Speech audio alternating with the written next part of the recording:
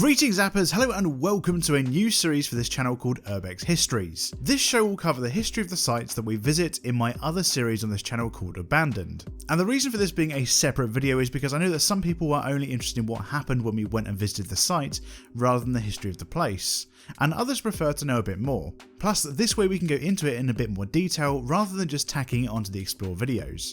So in today's episode, the very first episode, we're going to talk about Fraser Gunnery Range. Firstly, if you haven't seen the main video, I urge you to go and do that before watching this one. But if you're sticking around, sit back and get comfortable.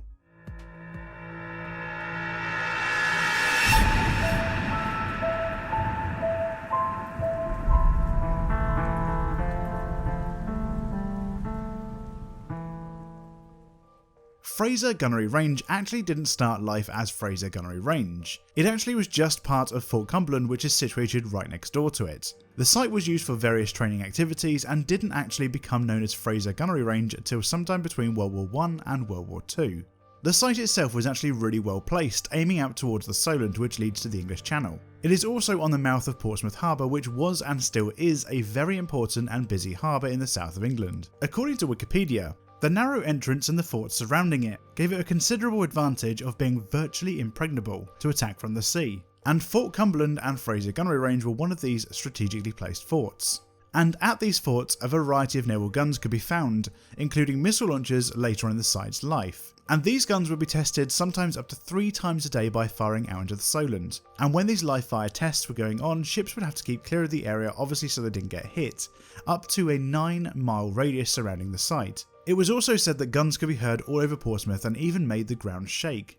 During the 1960s, the site also became the home of the Hms St George, which was a naval officers' school for senior ratings selected for promotion. I did actually find it really hard to find specific information on this particular part of the site's history, as it seems it was only at Fraser for about 10 years. This is before the process was integrated into a local college and then moved there.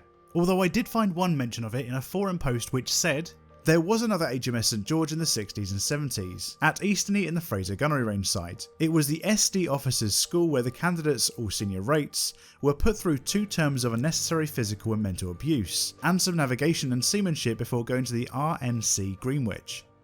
In 1970, as we mentioned in our Explore videos, Doctor Who, which at the time happened to be played by John Pertwee, came to Fraser Gunnery Range and filmed a 6-part series called The Sea Devils, which aired in 1971, the same year that the adjacent Fort Cumberland closed its doors and later became an archaeological centre and still is to this day. However, the Gunnery Range continued to function up until the 1980s, during which time it was used to further advance the Seawolf missile programme. Seawolf missiles are short-range guided missiles that are designed to take out small anti-ship missiles and aircraft. The missiles can be guided with the use of a targeting laser with some very impressive manoeuvrability at some very tight angles. However, in the mid-1980s the site was closed as a firing range, and repurposed as part of the Admiralty Research Establishment, and shifted its focus more towards testing and training on radar equipment. As a result, several towers to fit the site's new purpose were built. During this time, the second of the large buildings that we explored in the main videos, the one with the canteen and theatre in it, was called the Matterplan Block. The top floor of this building was used for testing the radar sweeps, which would track hunter jets that would fly in very low over the water and then up and over the buildings. The building also housed the mess hall, as we saw in the video. It was also home to a bar and the All Ratings Club, and of course a training room with a projector that Tyler and I found. On top of that, in the building they trained senior officers in steward training, which included skills such as silver service, which in case you didn't know is a very posh, probably slightly outdated but supposedly correct way of serving food and drinks to guests. The first building we went into that had the pigeon in it that made me jump was the HMS St George Building. Most of the upstairs was dorm rooms, but the building was also home to another bar and restaurant, but this one was for senior ratings. After a few years of the site going on like this, in the mid-1990s the DRA Defence Research Agency was absorbed into the DERA, the Defence Evaluation and Research Agency, and ultimately after that the DERA was split into public and privatised organisations. Fraser Gunnery Range fell under the new privatised part of this split and is now owned by the company Quinnet IQ. After this split the site was wound down. This is most likely due to the site not being profitable enough or just being too expensive to keep running, and eventually in 2006 it closed for good. Since then the site has been left completely abandoned. And to be totally honest, not really well secured either, as we personally saw when we were just able to walk in. The site also attracts lots of visitors, mainly young kids due to the close proximity of a housing estate and a nearby holiday park. And because of this, the site has admittedly been torn apart, which is a real shame to see. Quintet IQ themselves made the decision in 2013 to pull down all of the towers as a precautionary measure, as visitors to the site kept climbing on them and they didn't want to see anyone get hurt. Although not all of the site's visitors have been kids.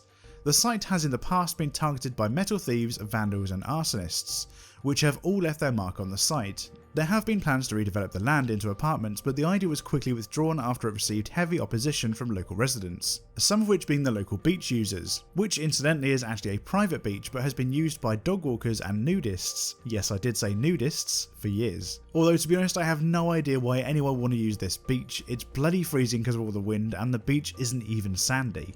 I just can't imagine that's a good spot for a nudist beach, but hey, each to their own I guess. But despite all that, the site is full of history and really interesting to visit.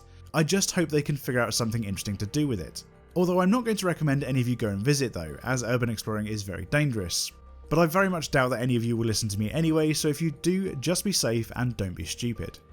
So that is all from me in this episode of Urbex Histories, but before I go I just wanted to say a huge thank you to Prolinium, who commented on my last Explore video and has been helping me out with the research on this site, because he himself actually used to work there during the 1980s, so here's a massive thank you to you for all your help.